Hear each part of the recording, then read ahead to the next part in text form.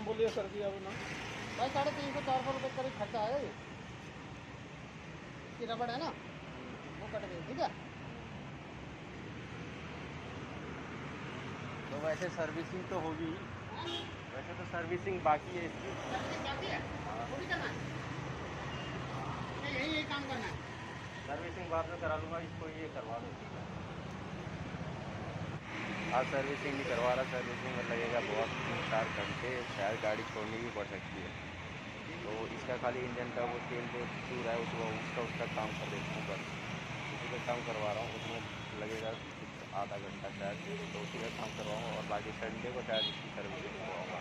जो फायदा। तो आज मैं गया था बाइक को सर्विस करवाने के लिए, वो जो बाइक के इंजन में से तेल निकल रहा है उसको दिखाने के लिए। तो फिर वहाँ पे गया तो फिर वहाँ पे पता चला कि वो कह रहे हैं कि इसमें 300-400 रुपये का खर्चा आएगा, और 300-400 रुपये खर्चा होगा वो अलग बात है, लेकिन उसके साथ साथ बाइक को यहाँ पूरे दिन के लिए छोड़ना पड़ेगा। तो शाम को बाइक मिलेगी, तो शाम को बाइक वहाँ पे पूरे दिन के लिए बाइक छोड़ने का कोई मतलब ही नहीं बनता था, क्योंकि शाम को बाइक मिलेगी तो फिर शाम को उसको लेने के लिए भी जाना है इसके लिए। तो फिर मैंने मना कर दिया कि मतलब जो भी है वो अभी कोई ज़रूरत नहीं है करवाने का, सिर्फ इसका इंजन जो है उस जिससे तेल निकल रहा है उसको ठीक कर दो। तो कह रहा है उसके लिए भी शाम तक का मतलब शाम तक रखना ही पड़ेगा बाइक को। तो फिर मैंने कहा ठीक है, तो फिर मैं सैटरडे या संडे को अगर खुला रहता है तो फिर उस दिन आके फिर मैं चेक कर लूँगा। उस दिन मेरी सर्विसिंग भी बाकी है गाड़ी की, तो वो भी ठीक मतलब पूरी गाड़ी की सर्विस करवा देंगे।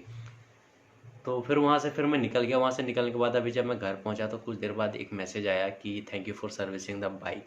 तो मैंने बाइक सर्विसिंग नहीं करवाई है, तो मेरे मन में अभी ये डाउट हो रहा है कि अगर मैंने सर्विसिंग नहीं करवाया और उन लोगों ने उसको सर्विस में काउंट कर दिया होगा तो मेरे एक सर्विस जो है वो वेस्ट हो जाएगा। इसलिए अभी मैं उसका दोबारा वहाँ पर शोरूम पे जाऊँगा और उसके लिए मैं पूछूँगा कि ये जो मैसेज आया है इसका मेरा सर्विस काउंट में नहीं होना चाहिए, क्योंकि मैंने सर्विसिंग नहीं करवाई है।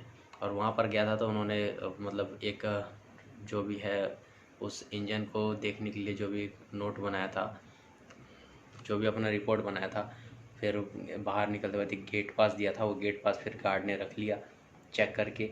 तो फिर अगर वो मैं बस इतना चाहता हूँ कि मेरी सर्विसिंग में काउंट ना हो बस, क्योंकि बिना सर्विसिंग के सर्विस काउंट होगा तो वो किसको अच्छा लगता है। वैसे तो मेरे पास वहाँ का फ़ोन नंबर भी है, क्योंकि जैसे उन्होंने रिपोर्ट लिखी थी उसमें उन्होंने एक फ़ोन नंबर दिया था, ये है वो फ़ोन नंबर। तो फ़ोन करके भी मैं पूछ सकता हूँ, लेकिन ज़्यादा फ़ायदा इसी में है कि मैं जाके सामने से जाके पूछूँ, क्योंकि फ़ोन करके पूछना तो बोलेंगे हाँ कौन सा था क्या था, ऐसे याद दिलाना कौन याद दिलाए, सीधे सीधे सामने जाके पूछूँगा। अभी टाइम हो गया है वहाँ पर संध्या को लाने के लिए, लेकिन उससे पहले जाऊँगा सर्विस सेंटर।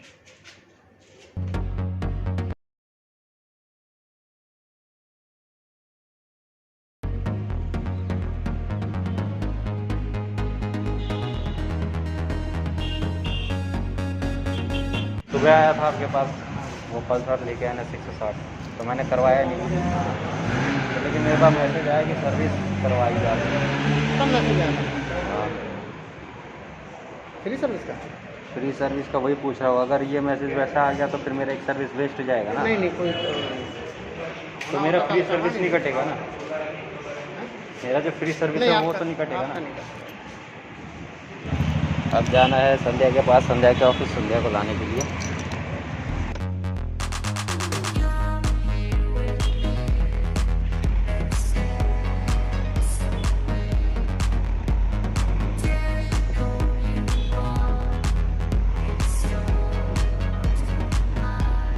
इस टाइम जो भी मैं बोल रहा हूँ वो आपको क्लियरली सुनाई नहीं देगा, क्योंकि इस टाइम जो है मौसम एकदम से चेंज हो चुका था, बादल सब आ गए थे और बहुत तेज़ आंधी चल रही थी।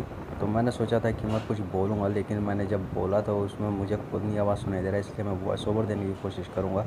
अगर मेरी बात पर भरोसा नहीं है तो एक बार ये आवाज़ सुन लो कैसी आ रही है। इस वक्त सिर्फ बाहर के हवा की तेज़ आंधी की आवाज़ आ रही है, और सिर्फ बाहर के जो व्हीकल्स हैं इनकी गाड़ी की आवाज़ ज़्यादा आ रही है, मेरी आवाज़ ज़्यादा नहीं आ रही, इसलिए वॉइस ओवर दे रहा हूँ।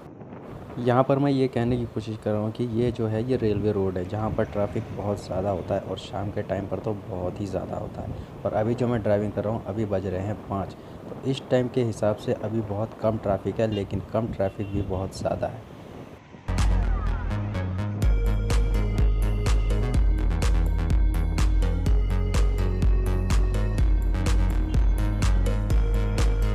ये बिना हॉर्न और बिना इंडिकेटर दिए आ रहा है आगे। कुछ लोग होते हैं पढ़े लिखे, लेकिन पढ़े लिखे होने के बाद ही पढ़े लिखे गंवार ही होते हैं। इसी तरह के होते हैं। आज मुझे बहुत सारे ऐसे मिले हैं रास्ते पर जो बिना हॉर्न और बिना इंडिकेटर दिए मोड़ते हैं गाड़ी। यहाँ सामने की ओर देखो, धूल ही धूल उड़ रहा है। सोचो किस लेवल की आंधियाँ चल रही होगी। पेड़ों के पत्तों को देखकर तो अंदाज़ा लग ही गया होगा।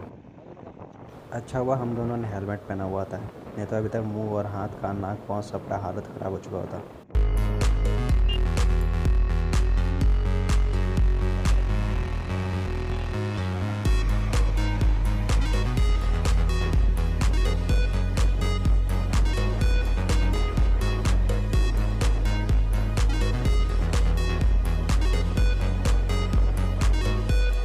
इस गाड़ी को देखो, ये भी बिना इंडिकेटर दिए कैसे मुड़े जा रहा है। ये पता नहीं किसका इंतज़ार कर रही है जाएंगे। कभी कभी मुझे ऐसा लगता है जैसे लोग हैं ना, बहुत कंफ्यूज होकर ड्राइव करते हैं या घर से कुछ सोच के निकलते हैं तो उसी को सोचते रहते हैं पूरे रास्ते भर। ये देखो कितने पेड़ गिरी टूटी पड़ी है यहाँ पर। मतलब इतनी तेज़ आंधी आ चुकी है कि पेड़ के डंडे टूटने पड़े हैं।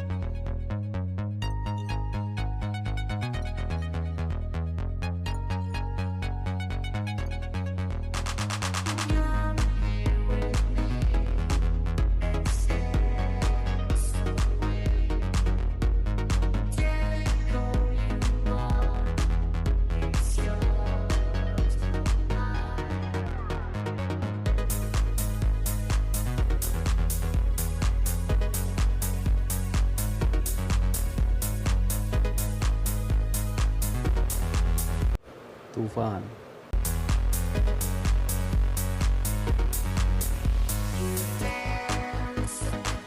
तो आज के लिए ब्लॉग को इतना ही रखता हूँ, इसी पे दी एंड करता हूँ और मिलता हूँ नेक्स्ट ब्लॉग में। अगर ये वीडियो अच्छा लगा होगा तो वीडियो को लाइक कर देना और चैनल को सब्सक्राइब जरूर कर देना। मिलते हैं नेक्स्ट ब्लॉग में।